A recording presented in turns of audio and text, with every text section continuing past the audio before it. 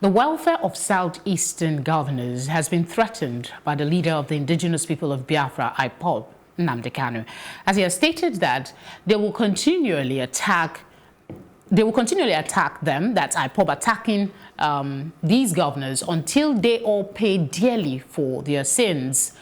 With the incident of the attack of Ike Ekweremadu by members of IPOB in Germany, should we take this threat seriously?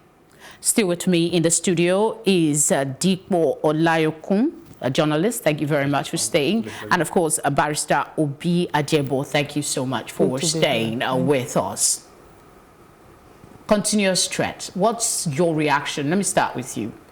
What's your reaction to this latest? Yes, when I saw that video, because when I had it, I just felt it's one of those things. And I've gotten to a level now where if I don't see, seeing is believing, I must confess. Because if I had read it and I didn't see the video, I would not have believed it. But I saw it and I said, okay, that means this thing emanated from this guy. You see, I have been trying to locate in my mind what exactly the point he and his association, the proscribed IPOB, they're trying to portray. When we were growing up, they said there was this proverb they told us when we were growing up, that if they are calling you thief, you don't start going around carrying a goat.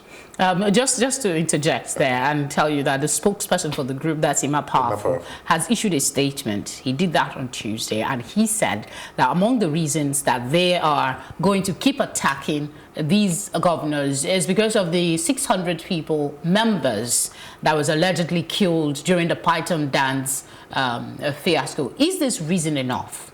Because the Python dance was a federal government initiative through the Nigerian army. Because that is one of the operations that they have all over the country. They could name different names. But they accused the governors of colluding with the federal government. By inviting the Operation Dance, also Operation Python Dance. But even let us assume that that is true. If they say you are a terrorist group, and then you are bringing terror on the people, are you not justifying that cause? Because my concern is, what is the point he's trying to prove by attacking your people outside?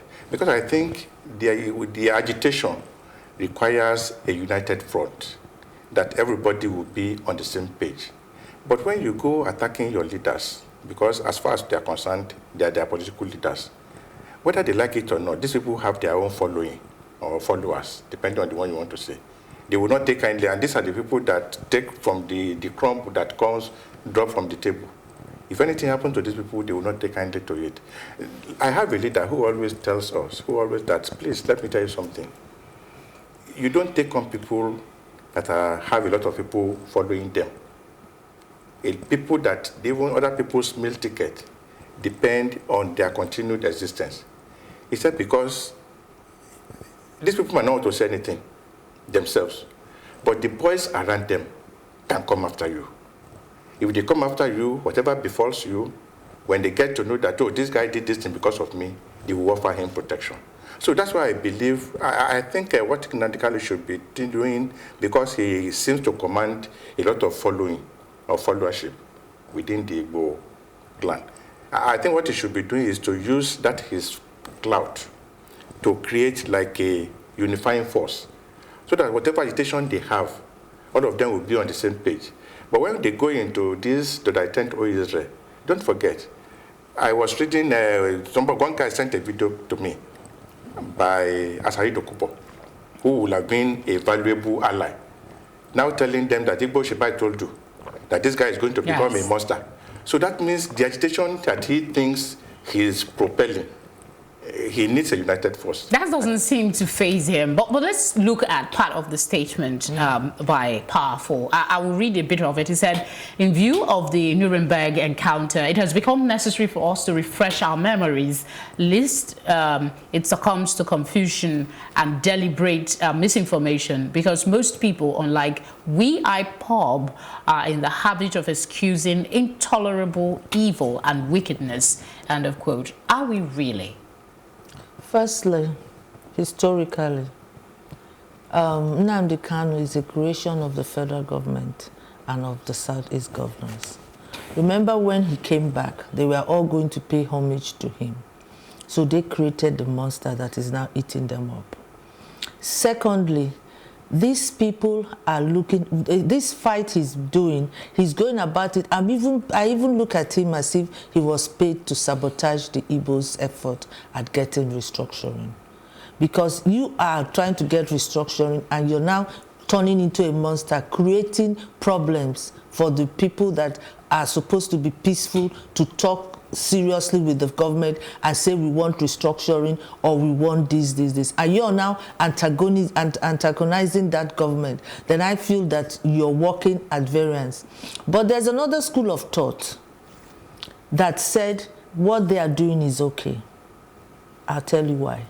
They say they take our money, come abroad in a system where everything works, and they see a system where everything works and they appreciate it, and they are refusing to do it in Nigeria. So we will make them feel uncomfortable in this system so that they'll be forced to stay in Nigeria when they know that if they go out, they will not have their freedom. If somebody recognizes them, they could attack them. They would now curtail their activities and be forced to stay in Nigeria to look into that situation and to try and amend the situation.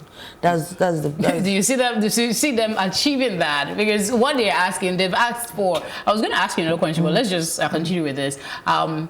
He is saying that some people have agreed to give 1 million naira as reward for information on the itinerary of the governors. Do you see him soft pedaling? There are people backing him. There are people financing him for reasons best known to them. Okay. Let's look at the other part of the Shiites just joined the group of proscribed groups, including now IPOB.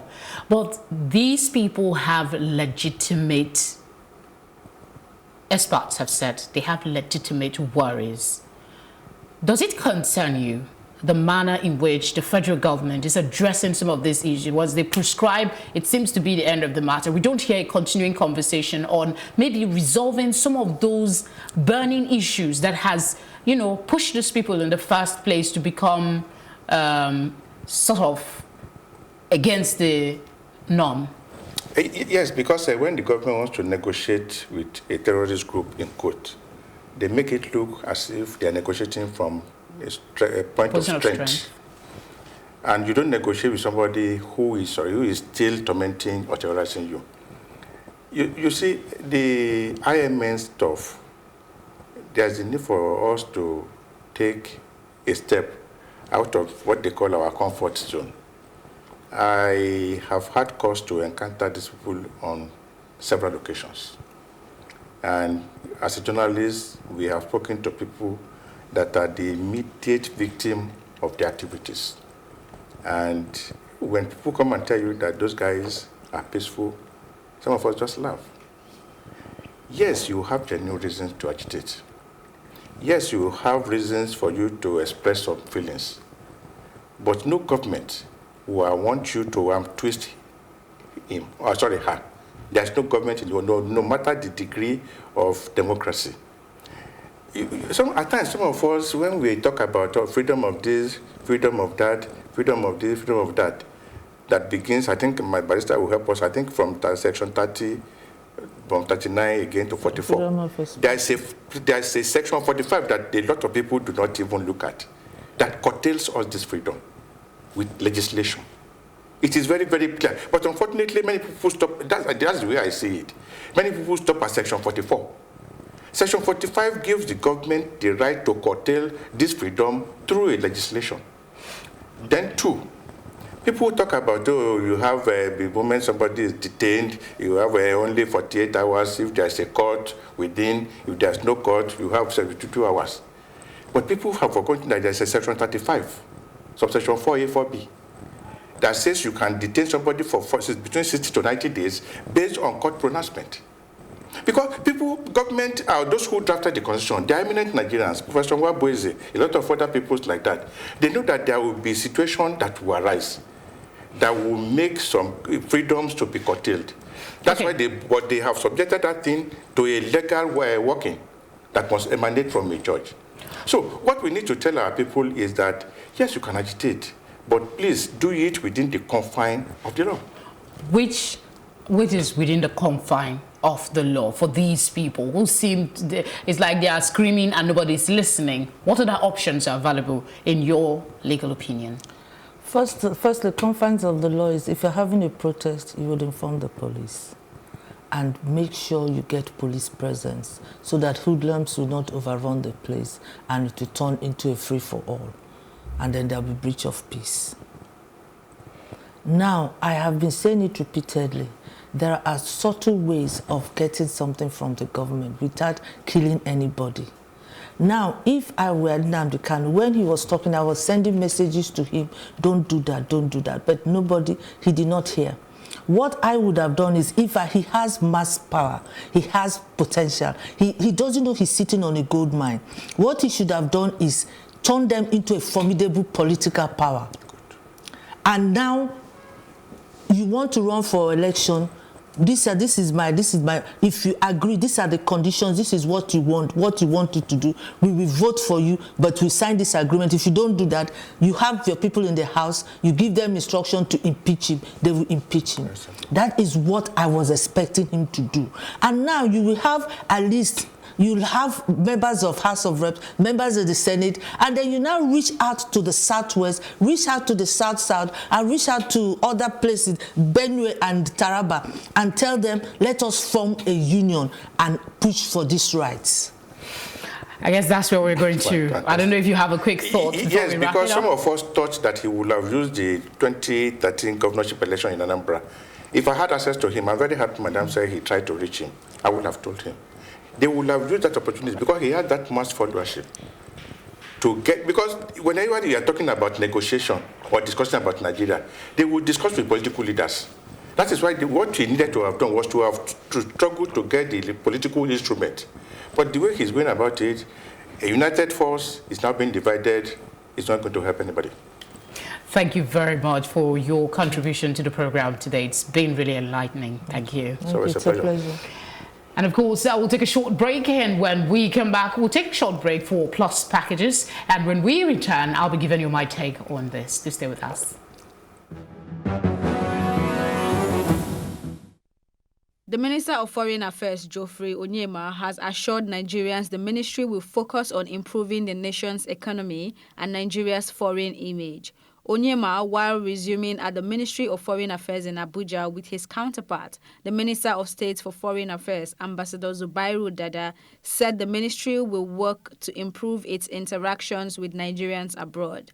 The minister also proposed to establish a 24-hour toll line aimed at facilitating the well-being of Nigerians. Now, on the economy, as you may or may not know, we are developing what we call the Nigerian Economic Diplomacy Initiative. So essentially, we want as a ministry to play a key role in promoting inward investment, foreign direct investment into Nigeria, leveraging on our presence, physical presence in about 100 countries around the world, taking advantage of our presence in 100 countries around the world to promote foreign direct investment and to promote export promotion for our businesses. So we're trying to build, I would really like to see us complete this task where we will manage as a ministry as an interface between Nigerian businesses and foreign businesses, market access for Nigerian businesses and foreign direct investment by foreign businesses. So that's a very important area. Now, the citizens' diplomacy, I think, is clearly going to be a major priority. And that is the service that we provide to Nigerians around the world. And for this, I would like to see us have a 24 hours a day, 7 days a week, 24/7 help desk. So every Nigerian anywhere in the world will have a number that they can call whenever they are having any issues of any kind, and that will be managed from a central point and transferred immediately to wherever the solution can be found, or whoever will be able to provide that solution.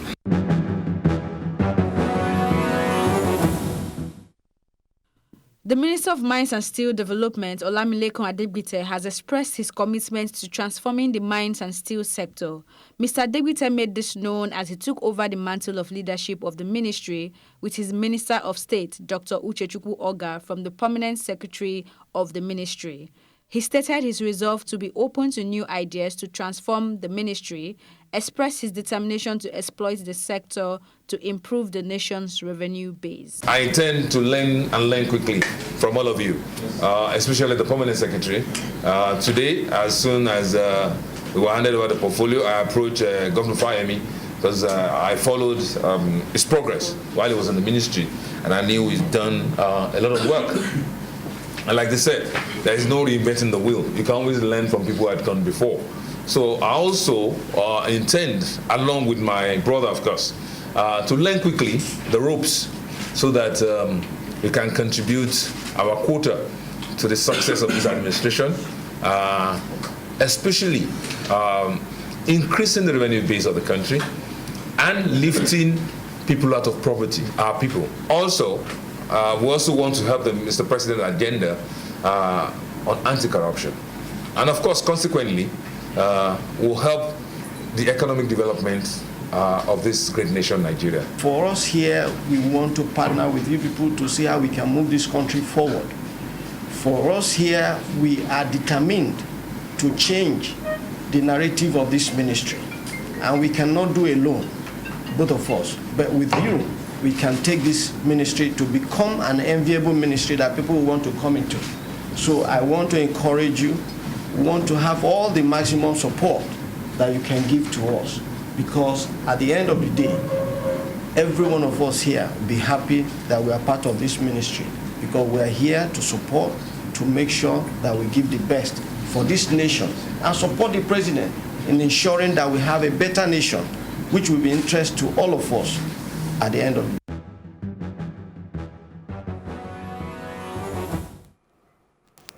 On this program 3 days ago, we talked about the attack on the immediate past Deputy Senate President of Nigeria, Ike Ekweremadu, an attack that was roundly condemned by all. I do, however, worry about the boldness of the repeat threats and the offer of a reward for information on Southeast governors' travel plans. IPOB should find a better approach, knowing that such language not only heat up the polity, but could trigger situations that more often than not negatively affect the very people they claim to be fighting for. What is even more worrisome for me is the seeming silence of our government over the various issues, particularly the germane ones raised by groups like IPOB. Like I said days ago, the government must now, more than ever, in the light of the growing security and sundry concerns in this country, go beyond the condemnation phase, beyond the unseeming behavior and utterances of disgruntled citizens, not only to identify, but to take action to address valid concerns that deserve attention if we are to make this country truly great and get a headway among our diversity. And that's our program tonight. As always, many thanks for your company. Let's do this again tomorrow. Take care.